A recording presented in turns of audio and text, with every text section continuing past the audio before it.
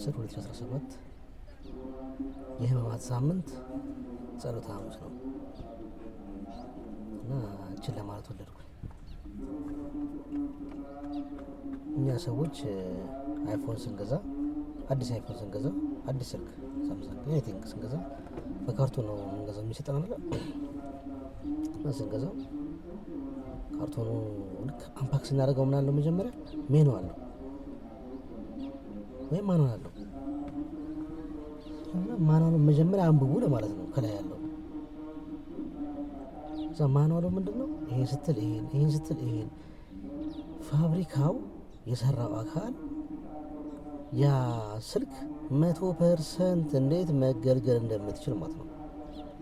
ኢቨን ችግር ሲያጋጥም ራሱ እንዴት አድርገህ እንደምታስተካክለው የሚገልጽ ፓርት አለው። እኛ አንደርስታንድ በምናደርገው መልኩ ማለት ነው፣ እኛ ኖርማል ሰዎች ማለት ነው። ግን ቢዮንድ ሲሆን ግን ያስፈልጋል ወደ ባለሙያ ተወስደዋል፣ ወደሚያቅሰው ማለት ነው። ይሄ የአይፎን 100%ን ስልኮችን 100% ለመጠቀም መኪና ስገዛ አዲስ መኪና ሜኑ አለው። ይሄ እቃ እንደዚህ ነው የሚሰራው፣ ይሄ እንደዚህ ነው፣ ይሄ እንደዚህ ነው፣ ይሄ ንካ፣ ይሄ እንደዚህ ነው፣ በዚህ ኪሎ ሜትር ዘይት ቀይር የሚሉ ሜኖች አሉት። ከዚህ መኪና ይሄ እንደዚህ ያለው የሚሉ መኪናው 100% ኤፊሽንትሊ ለመጠቀም የሚያስፈልግ ሜኑ አለው ሜኑ። ስለሆነ እኛን የፈጠረን አምላክ ይሄ ሰውነት 100% እንዲሰራ ምን ሰጥቶናል? መጽሐፍ ቅዱስ የሰው ልጅ ገላ ሜኑ ነው። ምን ያህል መሰለህ መጽሐፍ ቅዱስ ላይ የሰው ልጅ ገላ የቤተ መቅደሴ ማደሪያ ነው ይላል።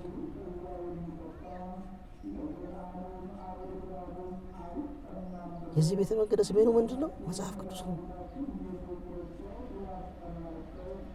ይሄ ሜኑ የሚሰራው በእውነት ብቻ ነው። ከእውነት ዲቤት ማድረግ አይቻልም። እውነት ደግሞ ምን እንደሆነ ደግሞ መጽሐፍ ቅዱስ ይነግረናል። መጽሐፍ ቅዱስ ስናነብ የእውነትን መንገድ ስንከተል ህይወት ቀላል ነው። በእውነት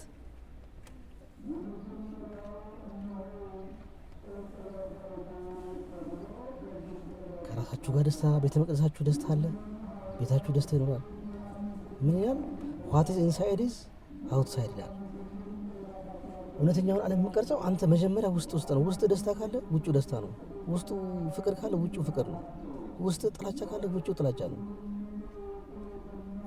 ሜኑን አንብቡ።